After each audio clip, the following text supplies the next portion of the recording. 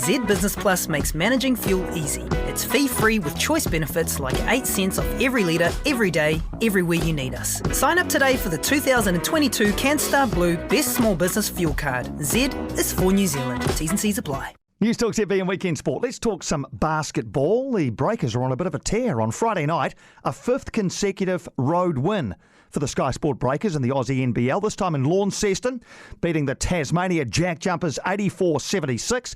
Breakers back home today. They take on the Adelaide 36ers out at the Trusts Arena from 4 o'clock this afternoon. Always a fantastic event for families and basketball fans and sports fans in general. 4 o'clock this afternoon at the Trusts Arena. The Sky Sport Breakers taking on the Adelaide 36ers. Tickets still available. 20-year-old point guard Alex McNaught was added to the roster this season as a development player on a 2-year deal. He's with us. Alex, thanks for taking the time. No minutes for you on Friday night. So how did you see it all play out from your position courtside? Well, it was for sure a hell of a game. I mean, I think we showed a lot of guts, which is sort of what we wanted, which is sort of what the sort of team we want to be. I feel like going into the season, we knew that this is the sort of team we were going to be. We were a defensive-heavy, gritty, grinded-out team, which is going to make it really hard for teams to play against us. And I think that sort of builds up people's tempers when they play against us, and right at the end it kind of showed that we really get under teams' skins and really make them a bit agitated. So it was quite a showing. Yeah, I mean, this league is notorious for being tough to win on opposition gym floors. So what's the mindset in the Breakers that has allowed you to win 5 in a row on the road? Yeah, I mean, Barry Brown, our import guard, brought in the idea of road dogs, and for us, we take that as it doesn't matter where we're stepping, we're going in with that same mentality of I don't care if you guys are meant to win every game at home, or if we're meant to lose at home, we're going in with the same fierce competitiveness, and it really does sort of, going in with the right mindset really does take away the impact of the crowd. Obviously, sometimes, we interact with the crowd and that sort of hypes us up even more. And we for sure, we had a couple things thrown at our bench from the crowd. So that really did give us a little bit of a competitive edge we wanted. But we just come in with our road dog mentality, and I can't really explain it too well because it's all a mentality. Well, hang on. So the Tasmanian crowd were throwing things at you guys on the Breakers bench. Yeah, so we had a clapper thrown at one of our boys just after the little scuffle at the end happened, and I mean, there's a certain level of tolerance you kind of have to crowds. And when that happened, you kind of just think, what's going on? I don't know who threw it or anything like that, but it was quite a shock that things can get like. That's the first time I've ever been in a crowd that have thrown things at us. So it's quite interesting. But I mean, we got the win, and the best thing we could do is smile back. Like, there's nothing the crowd can do about it now that we've won. Absolutely not. Just smile, walk off and point at the scoreboard. Back home today, a much friendlier crowd, no doubt, when you take on Adelaide. Now, you put 99 points on them on their court 3 weeks ago. Do you expect a more fired-up 36ers side to come to Auckland this afternoon? Yes. So we're currently preparing for an incredibly fired-up 36ers squad. They've made the move to drop Randall, which chemistry-wise, I'm sure has been huge. So I think that they're going to be a much better team. I feel like they're going to be flowing a lot better. So I think we're going to be going in for a real test. They showed Melbourne United 2 nights ago what they're made of without Randall. So it's a well-oiled and newly put together 36ers squad that we're going to be on high alert for. Yeah, all right. We'll look forward to seeing how that plays out. As far as you're concerned, Alex, your first season in the Australian National Basketball League. Of course, you've played at a high level domestically. How have you found the step up to the Aussie NBL? I remember going into my first week of training and thinking, wow, this is next level. Every player that's on your team is an all-star 5 caliber player in the NZNBL, and when that's happening, you just got to elevate your game. Small things like ball security, that is, it's something you don't normally focus on as much, is so important now because you've got top tier defenders guarding you, and then it comes down to you get in the paint and there's top tier shot blockers down there, and just the talent level mixed with just how in depth the scouting, the coaching, everything in between that makes a professional team great is just at the highest level possible. I mean, I think we're a top 3 league in the world, so it's a true blessing to be playing against people like my teammates every day. And knowing that your minutes may be limited this early in your career, what are you trying to achieve when you go out on the court and in fact inside the Breakers environment? Well, I kind of had this discussion with Modi at the very start of when I got my contract offered, and at first it was, and I still try to do this, is, make sure that my guards that I play, my teammate guards that I play with, have as much competition as possible during training.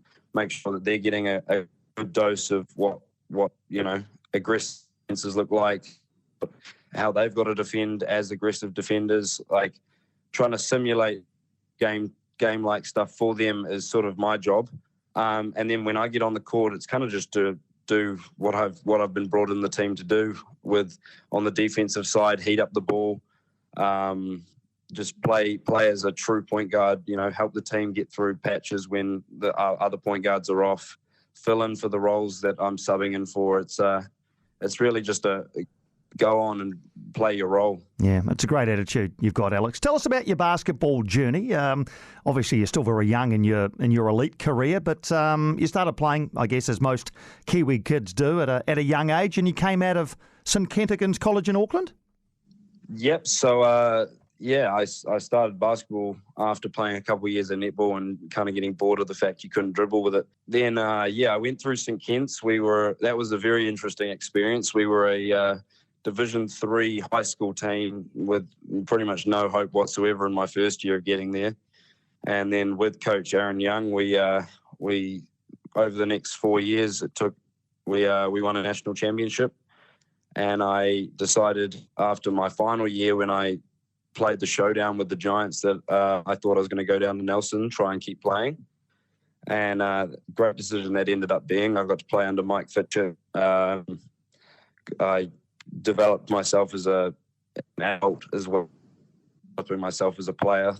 And then after that second year, that's when everything started getting crazy. I mean, Breakers offer, and then recently just played the Tall Blacks in Lebanon and Jordan, which is an unreal experience. Nothing really does top playing for your country at the highest level. So it's been a whirlwind for my basketball career. Yeah, well, it's been an amazing year for you. And as you say, in the Tall Blacks squad for the first time for those recent games against Lebanon and Jordan, how do you reflect back on your first experience with the national side?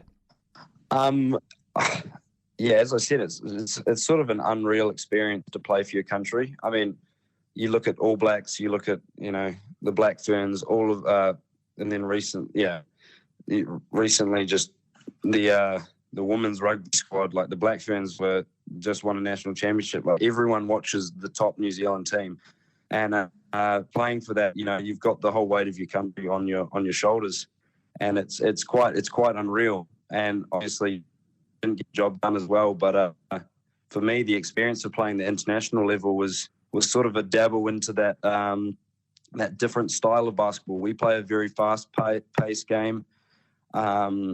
We sort of rely on connections because we all know each other really well, and it was a really cool experience. And the players I was playing with, I've been watching for a while. I mean, Jordan Artai was the most capped player in the team, and I think I can remember watching them play China at Spark Arena whilst I was 16 years old. So that was very cool to play with him and got to room with him. Playing under Peto Cameron was sort of surreal as well. I mean, that man's a Hall of Famer in the basketball FIBA world. There was so many different things about the Tall Blacks experience that I just found was so fascinating, so interesting. And then the crowds we played with in the Middle Eastern area was just, it was I don't even know how to explain it. It was just so fiery. They did storm the court after they won, which was, quite cool. But you're sort of sitting there and you're lost, and then the whole crowd's coming towards you. So that wasn't so good, but it was definitely an awesome experience. All right, well, first of many, I'm sure, in the black singlet for you. I guess in a parallel universe, I could be talking to you as an elite water polo player, because you were that as a teenager. Tell us about that, your experiences with water polo, and how you eventually decided to actually instead go down the basketball path. It was for a very long time. It was my main goal. Heading for water polo was sort of where I wanted to go until I was about 17, and playing at a young age in such high level teams was awesome. And I'm glad I got the opportunities, because when I hit the age, like when I hit 17 and I sort of figured that, I don't really love this sport anymore. I love playing it, but when you don't love training and you don't love, the grind of trying to get better, it just makes the idea of playing it as a source income just not really acceptable. I love playing basketball, and I love training for basketball, and I love the grind of getting better. So for me, this is what I want to do. Whereas water polo, I knew that I just wouldn't be able to keep taking it to that next level if I didn't want it. So when I made the decision, I was like, I'm content with it. I played another year, to finish it off, and I really still love watching it. But when it comes to training, it just wasn't really my thing. Well, basketball, we're pleased that they've nabbed you. So still, as I say, early in your career, just 20 years old. What's the goal, Alex? What is the goal or the goals for you in the sport of basketball?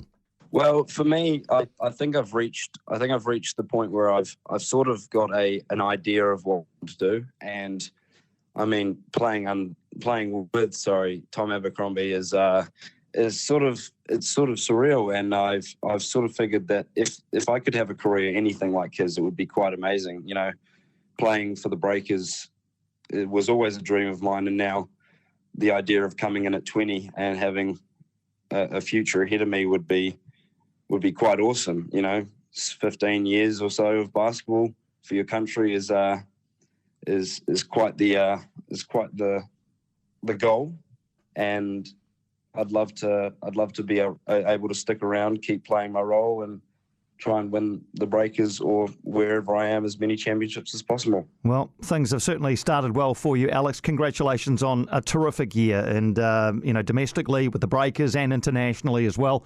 It's been really cool catching up with you. All the best this afternoon against Adelaide, and look forward to tracking the progress of your basketball career. Thanks for your time. Awesome, I appreciate that. Thank you. That is Alex McNaught out of the Sky Sport Breakers. They take on the Adelaide 36ers, 4 p.m. this afternoon at the Trusts Arena. The Football World Cup's the biggest sporting event in the world, and you can keep up with the play with me, Jason Pine, and my good mate and former All White David Choate on Football Fever. Listen daily throughout the World Cup as we bring you all the action from Qatar.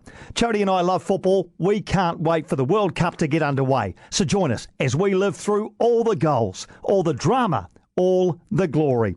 Download Football Fever from iHeartRadio or wherever you get your podcasts.